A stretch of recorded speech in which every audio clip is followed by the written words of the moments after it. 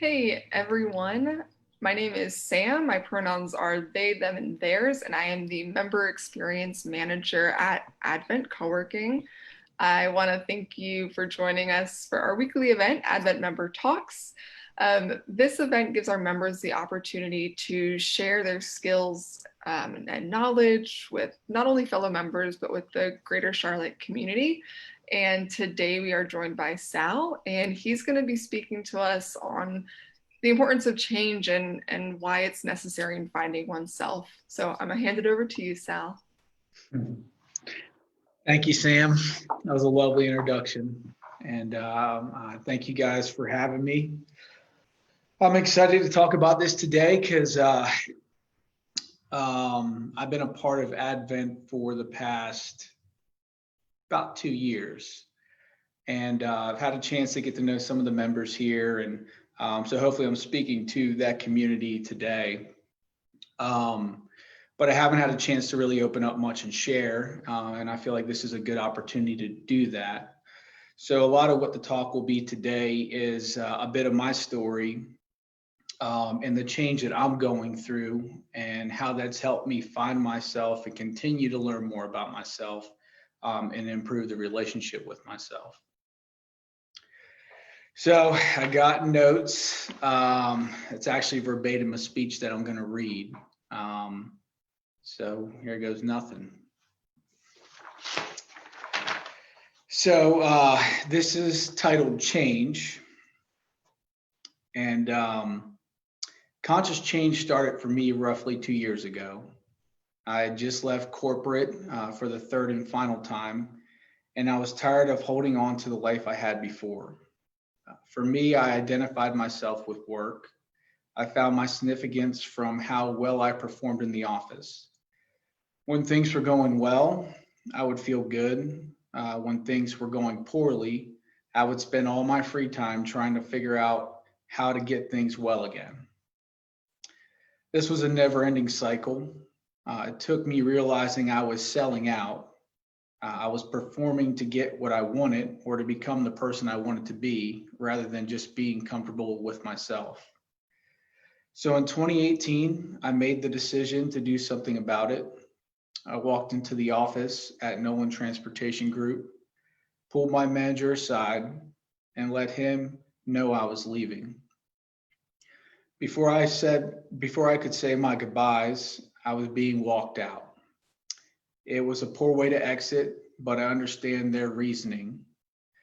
That same day, I was in the dealership looking at vans. I didn't have a plan or even know what I wanted to do. I just knew that I would figure it out, and I was determined to change. This decision sparked a journey for me that I've been on for the past 2 years. The biggest takeaway that I'm learning from the journey I'm on now is learning how to have a relationship with myself, learning how to be kind to myself, learning how to forgive myself, learning how to show myself grace. Much of the way you treat yourself will be the way you treat others. And it is about knowing yourself, finding yourself, that will allow you to do that.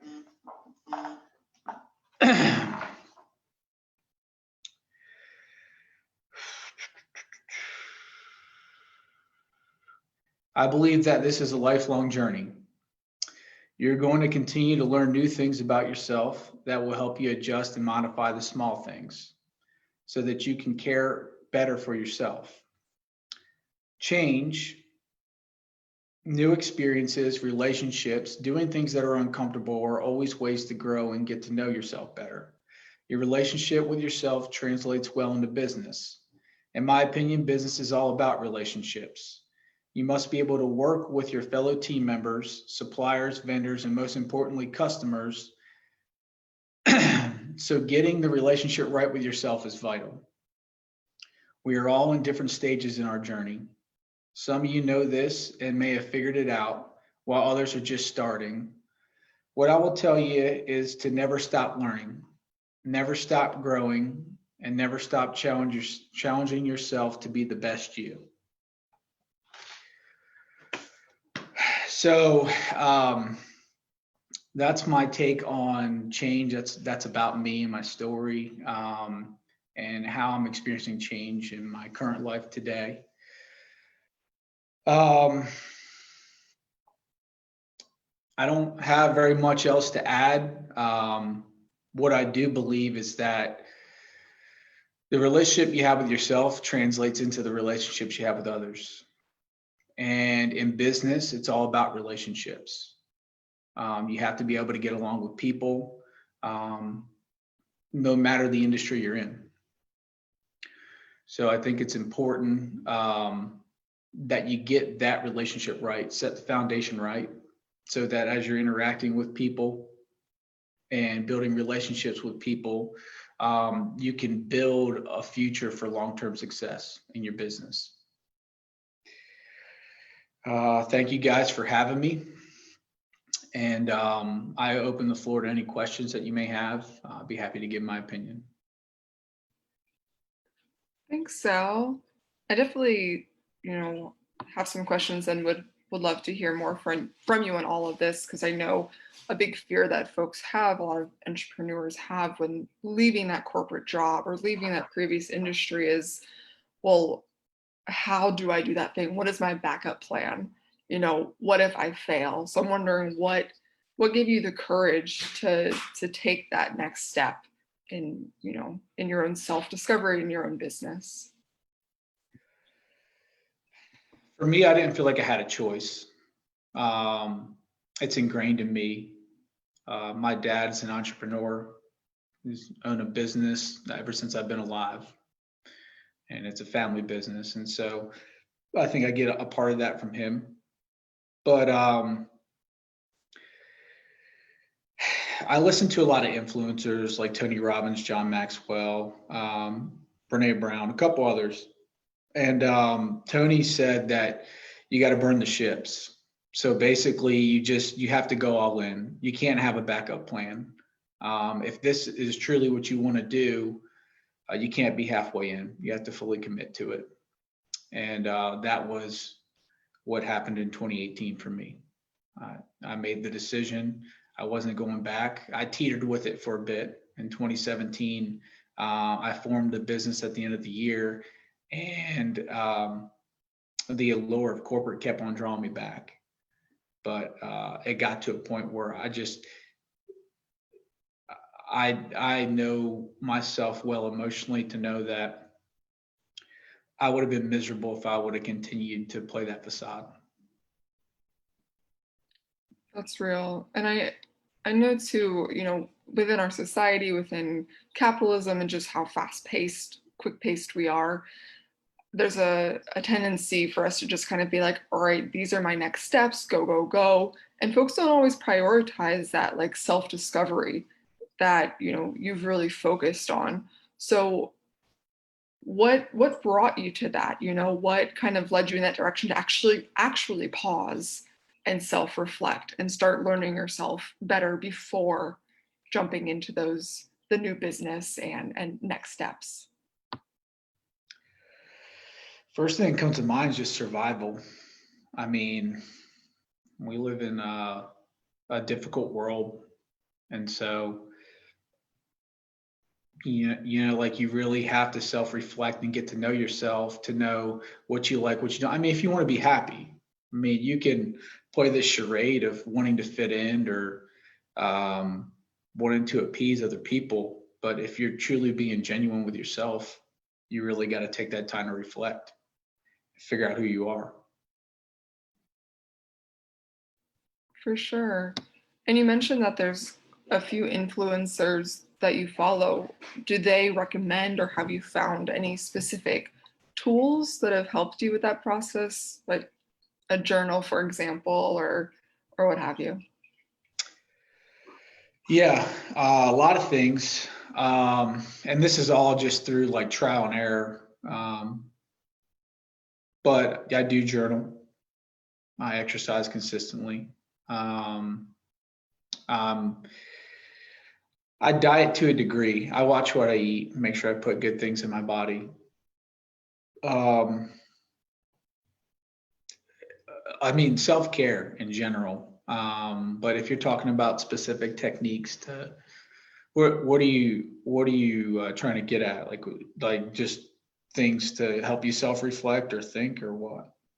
For sure, for folks who are wanting to also work on finding themselves and accepting that change, if there's any tools that they can use to get started and to help them stay focused. Because I think a lot of times, think of like a New Year's resolution, we can say, well, I want to do this thing, but we don't actually have the resources to figure out how to get there. So just if there's anything that has allowed you to have an easier process of accountability, even perhaps. So I think like journaling, like you said, is a really good example. Mm-hmm.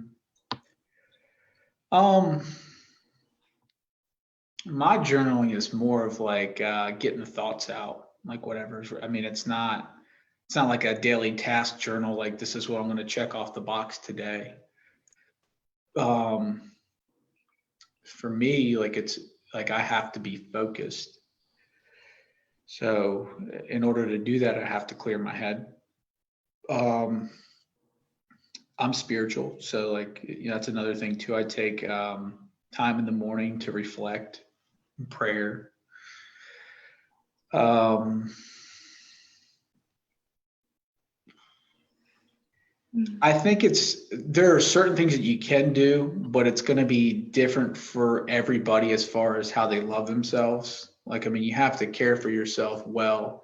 Uh, for me, like I enjoy exercising. It's a way that I care for myself. I like to eat good foods. What's really helped, like I've refined the process throughout the years, but and it's all been gradual as I look back on it. But I used to do bodybuilding in college. I was never like legit or anything, but I used to lift a lot of weights, and it was really just so I could get ladies. But through that process, I learned what foods to eat and what not to eat. And then over the years, I used to be really strict about it. And then over the years, it's gradually gotten the meaning of food has changed for me. So like things like that, going to bed at a certain time, waking up at a certain time, reading before you go to bed in the evenings is a great way to for me to de-stress so I can sleep well. Getting good sleep is important.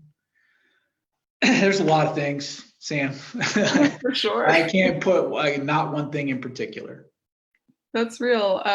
We have a question from Kate here about what are your thoughts on having a mentor and someone to check in with and keep you on track to be a sounding board? I think it's important. Mm. I had a lot of people pouring to me in corporate. I would even say a close friend that you can be real with and open up to. It doesn't always have to be business related. Because a lot of, in my opinion, a lot in business is about your character and who you are as a person. That's going to help people feel comfortable around you and relate to you. So, friendships are just as important. For sure. And then there is a slight delay, so I'll see if another question comes in, but perhaps the last one. You mentioned the importance of relationships and primarily the relationship with yourself, but I'm sure this has also affected your relationships with others. I was wondering if you'd like speak a little bit to that and how kind of your journey has influenced folks around you. Mm. Um, I don't know. Like, I don't know how other people perceive me. Quite honestly, I don't care like what people think of me. So really my journey is with myself and loving myself for who I am and getting to know myself. How that influences other people is up to them. Yeah, I mean, that's how I would answer that. Gotcha. I love that. So, if folks want to get in touch with you and either learn more about your business or just chat with you, how can they do that? You can reach me via email at sal.villari@priorityfirstdelivers.com. I'd be happy to spell that. You can visit our website at www.priorityfirstdelivers.com. If you can't get in touch with me either one of those ways, reach out to an Advent member, and I'm sure they'll direct you to me. Awesome. And for folks watching, I will add that to the notes. We're going to share this on our YouTube channel, Advent Co-working Videos. And so I'll include Sal's contact information and the website there. So thank you so much, Sal, for sharing all of that. I know it's really personal and just something really important for all of us to talk about and to reflect on. So thank you to everyone who has joined us today and for everyone who's watching this later. Again, this is a weekly event that we put on. Each week features a different member on the topic of their choosing. So I hope that we will see you next week with our member CT at 4:30 on Facebook Live. And I hope you have a great evening. Sounds good.